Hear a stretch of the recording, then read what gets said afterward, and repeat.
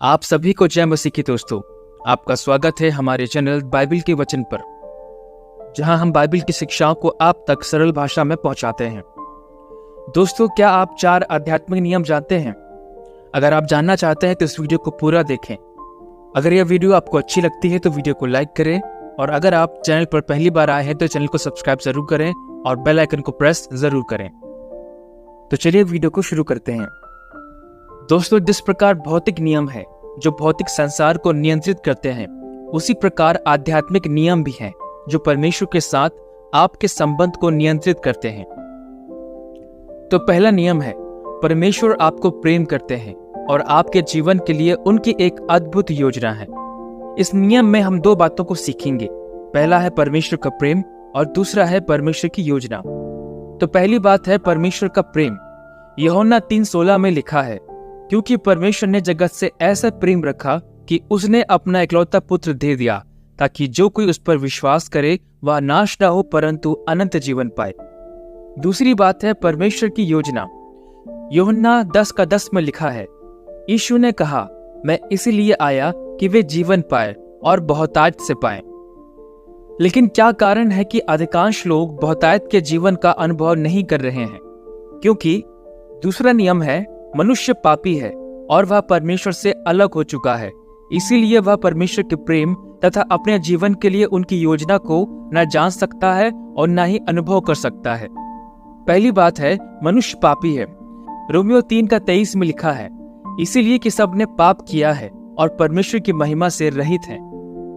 मनुष्य को इसीलिए रचा गया कि वह परमेश्वर की संगति में रहे, परंतु अपनी जिद व स्वेच्छा के कारण उसने अपनी स्वतंत्रता से इच्छा पूरी करना चुन लिया और उसका परमेश्वर से संबंध टूट गया। यह स्वेच्छा जो सक्रिय विरोध के रूप में प्रकट होती है, इसे बाइबल पाप कहती है।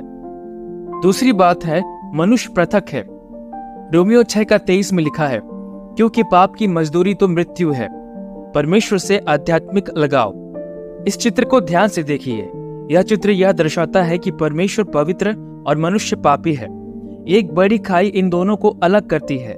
तीर दर्शाते हैं कि मनुष्य अपने अच्छे कर्मों, सिद्धांतों व दर्शनों इत्यादि के माध्यम से परमेश्वर तथा अनंत जीवन तक पहुंचने के लिए सतत प्रयत्न करता रहता है, परंतु उसकी कोशिश निष्फल ठहरती है।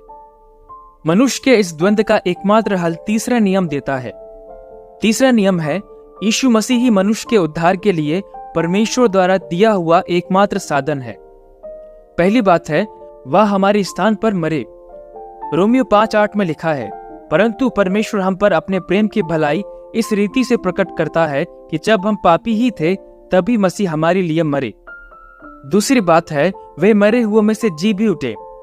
पहला कुरिन्थियों 15:3-6 में लिखा है, मसीह हमारे पापों के लिए मर गए, वे गाड़े गए और पवित्र शास्त्र के अनुसार तीसरे दिन जी भी उठे और कैफा को तब 12 को दिखाई दिए, फिर 500 से अधिक भाइयों को एक साथ दिखाई दिए। तीसरी बात है, वही परमेश्वर तक पहुंचने का एकमात्र साधन है। यूहन्ना 14:6 में लिखा है, यीशु ने उनसे कहा, मार्ग और सत्य और जीवन मैं ही हूं, बिना मेरे द्वारा कोई पिता के पास नहीं पहुंच सकता। इस दूसरे चित्र को ध्यान से देखिए। यह चित्र दर्शाता है कि परमेश्वर ने उस खाई को जो हमें उससे पृथक करती थी, अपने पुत्र यीशु मसीह को क्रूस के ऊपर हमारे पापों के जुर्माने को अदा करने के लिए, हमारे बदले पर मरने के लिए भेजने के द्वारा पाठ दिया है। तो इन 3 नियमों को जान लेना ही पर्याप्त नहीं है। चौथा नियम है, हमें व्यक्तिगत रूप से यीशु मसीह को प्रभु और अपने मुक्तिदाता के रूप में स्वीकार करना आवश्यक है। तब हम परमेश्वर के प्रेम तथा उसकी हमारे जीवन के लिए योजना को जान सकते हैं। इसमें पहली बात है, हमारे लिए यीशु मसीह को ग्रहण करना आवश्यक है। यूहन्ना 1:12 में लिखा है, परंतु जितनों ने उसे ग्रहण किया उसने उन्हें परमेश्वर की संतान होने का अधिकार दिया, अर्थात उन्हें जो उसके नाम पर विश्वास रखते हैं। दूसरी बात है, हम यीशु मसीह को विश्वास द्वारा ग्रहण करते हैं। इफिसियों 2:8-9 में लिखा है, क्योंकि विश्वास के द्वारा अनुग्रह ही से तुम्हारा उद्धार हुआ है, और यह तुम्हारी ओर से नहीं वरन परमेश्वर का दान है, और न कर्मों के कारण, ऐसा ना हो कि कोई घमंड करे। तीसरी बात है, हम यीशु मसीह को व्यक्तिगत निमंत्रण द्वारा ग्रहण करते हैं। प्रकाशित वाक्य 3:20 में लिखा है, देख मैं द्वार पर खड़ा हुआ खटखटाता हूँ, यदि कोई मेरा शब्द सुनकर द्वार खोलेगा तो मैं उसके पास भीतर आकर उसके साथ भोजन करूंगा और वह मेरे साथ। चौथी बात है, यीशु मसीह को ग्रहण करने का अर्थ है अहम से परमेश्वर की ओर फिरना, अर्थात पश्चाताप करना और विश्वास करना कि यीशु हमारे जीवन में आएंगे, हमारे पापों को क्षमा करेंगे और हमें जो कुछ बनाना चाहते हैं वह बनाएंगे। आप इसी क्षण प्रार्थना के द्वारा यीशु मसीह को ग्रहण कर सकते हैं। प्रार्थना परमेश्वर के साथ वार्तालाप है। परमेश्वर आपके हृदय को जानते हैं और वह आपके शब्दों की अपेक्षा आपके हृदय के व्यवहार में अधिक रुचि रखते हैं। प्रार्थना का उदाहरण, प्रभु यीशु, मुझे आपकी आवश्यकता है। मेरे पापों के लिए क्रूस पर मरने के लिए आपका धन्यवाद। मैं अपने जीवन का द्वार खोलकर आपको अपने प्रभु और मुक्तिदाता के रूप में स्वीकार करता हूँ। मेरे सारे पापों को क्षमा करने के लिए और मुझे अनंत जीवन देने के लिए आपका धन्यवाद। मेरे जीवन के सिंहासन पर अपना नियंत्रण रखें और जैसा मनुष्य आप मुझे बनाना चाहते हैं वैसा ही बनाएं। क्या यह प्रार्थना आपके हृदय की इच्छा को प्रकट करता है? यदि हाँ, तो मैं आपको इस प्रार्थना को इसी क्षण करने के लिए निमंत्रण देता हूँ। तो दोस्तों, आज की वीडियो में आपने जाना कि 4 आध्यात्मिक नियम होते हैं जो हमें जानना बेहद जरूरी है।